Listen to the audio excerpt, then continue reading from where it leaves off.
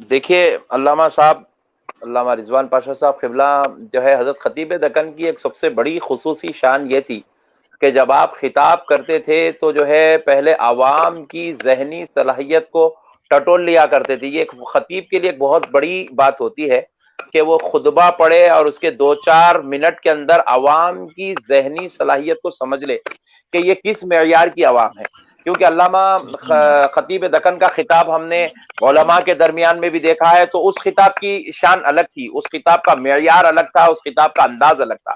لیکن جب عوامی سطح پر جب آپ لوگوں کے درمیان میں بیٹھتے تھے تو عوام کو 2-4 اپنے جو ہے وہ جملے ہوتے ہیں، ان جملوں کے ذریعے سے وہ ٹٹول لیا کرتے تھے، یہ کتنا معیار ہے ان کا، کیا سمجھ سکتے ہیں اور ان کو کون سے لیول کی بات ان تک پہنچانی ہے۔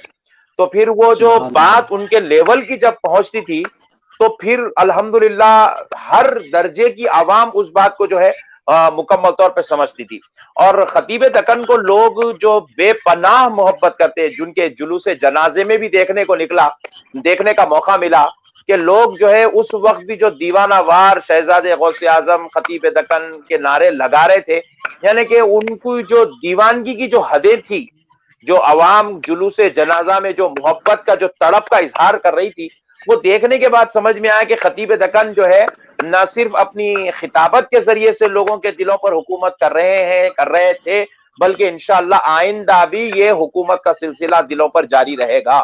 کیونکہ خطیب دکن جو ہے، خطیب دکن کو اللہ تبارک و تعالیٰ نے وہ صلاحیت عطا فرمائی تھی کہ سامنے والا کیا چاہتا ہے اور اس کو کیا چیز کی ضرورت ہے، وہ 100% طور پہ آپ اس کو پہنچایا کرتے تھے۔ ابھی جیسے علامہ تنویر ملت نے کہا ہے کہ جو ہے حضرت کے ساتھ جو رات بھر بیٹھ جاتے تھے، گھنٹوں گفتگو ہوتی تھی، تو یہ خطیب دکن کے ساتھ ہمارے بھی کئی ایسے نشستیں ہوئی جب آپ بھی گواہ اس بات کے، ہم بھی جب چلتے تھے عشاء پڑھ کے بیٹھتے تھے تو قریب فجر کے قریب ہمارا جو ہے اٹھنا ہوتا تھا، اور رات بھر نہ تو کبھی پانی کی پیاس محسوس ہوتی تھی، نہ تو کھانے کی جو ہے بھوک کا احساس ہوتا تھا، بس وہ دیوانہ وار سامنے بیٹھے ہوئے، اور ہم بھی خطیب ہیں مگر بولتے کچھ نہیں تھے، بس خالی سننا ہے۔ وہ ایک بارگاہ ایسی تھی وہاں پہ خالی جو ہے محفل سما ہوا کرتا تھا آپ کو وجد کرنا ہے اور جو ہے علامہ خطیب دکن کی باتیں آپ کو سننا ہے۔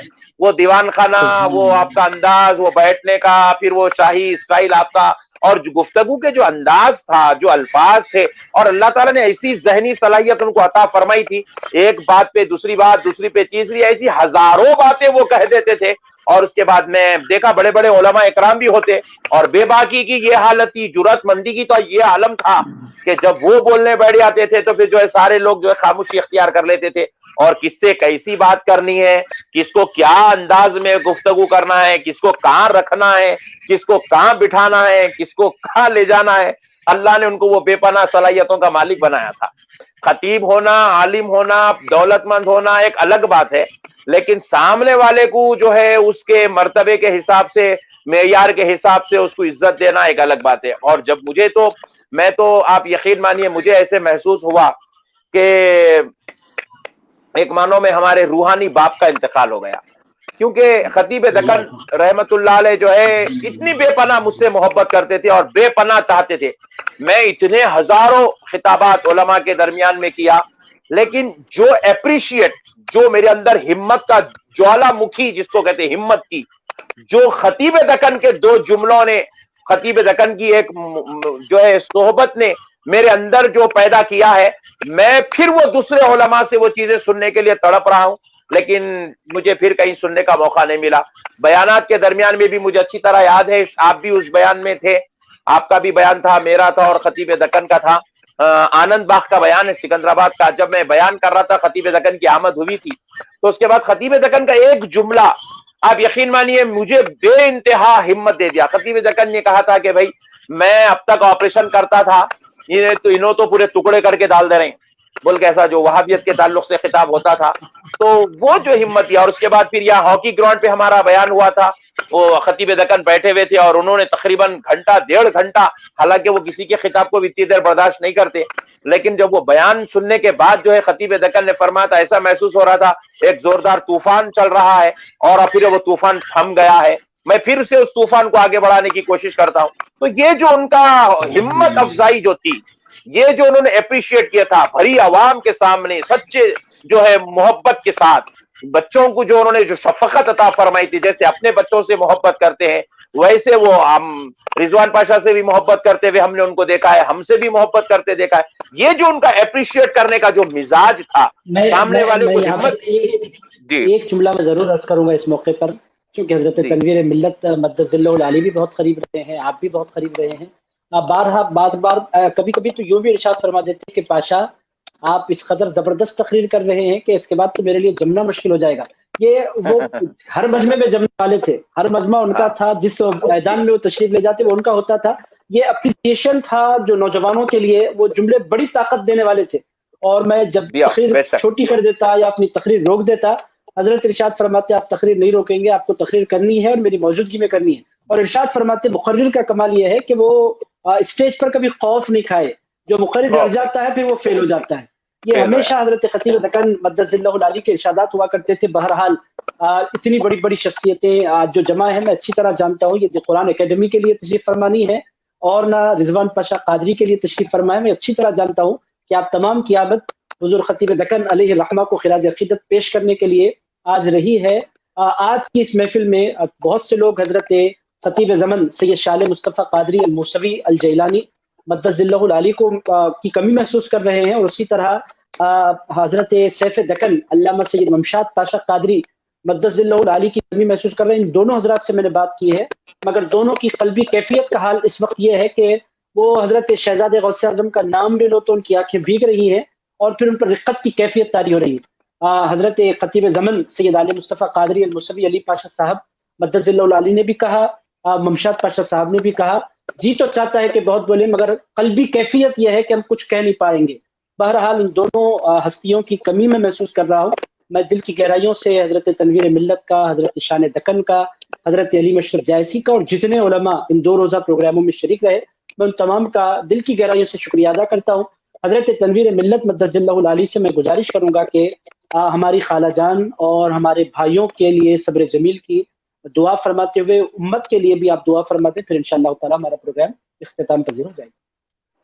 اللهم صل على سيدنا مولانا محمد وعلى سيدنا ومولانا محمد طب القلوب ودوائها وعافية الأبدان وشفائها ونور الأبصار وديائها وآله وصحبه أجمعين. اللهم ربنا آتنا في الدنيا حسنة وفي الآخرة حسنة وقنا عذاب النار وادخلنا الجنة مع الأبرار يا عزيز يا غفار يا رب العالمين. آمین۔ پروردگار بندہ نوازا بے نیاز کارساز ملک بادشاہ یا الہ العالمین یا رحمان یا رحیم یا حنان یا منان یا بدیع السماوات والارض یا عزیز یا غفار، اپنی فضل و کرم سے آقا علیہ السلام کے وسیلے سے مولا ہماری دعائیں اپنی بارگاہ میں قبول فرما۔ مولا تبارک و تعالی ہم سب پر اپنی فضل و کرم کی بارش فرما۔ مولا تبارک و تعالی ہمارے چھوٹے بڑے گناہوں کو معاف فرما۔ مولا ہماری سیاں شیاری کو درگزر فرما۔ جانے انجانے میں مولا جتنی خطائیں ہوئی ان خطاؤں کو معاف فرما۔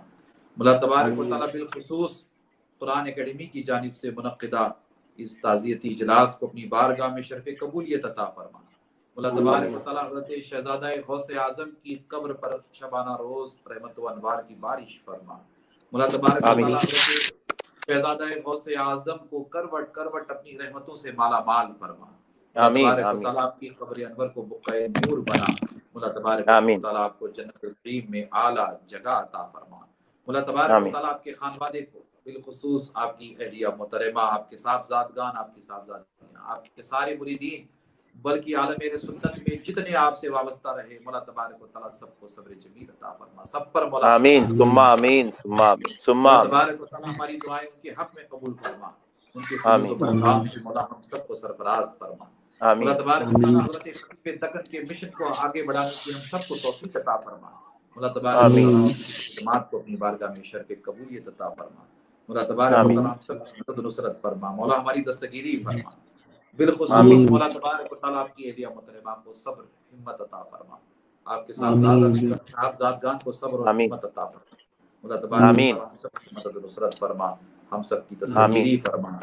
آمین۔ اللہم ربنا تقبل دعانا ببرکت اللہ وملائکتہ یصلون علی النبی یا ایھا الذین آمنوا صلوا علیہ وسلموا تسلیما۔ اللہم صل علی سیدنا محمد وعلی آلہ وصحبہ افضل صلواتک وعدد معلوماتک وبارک وسلم۔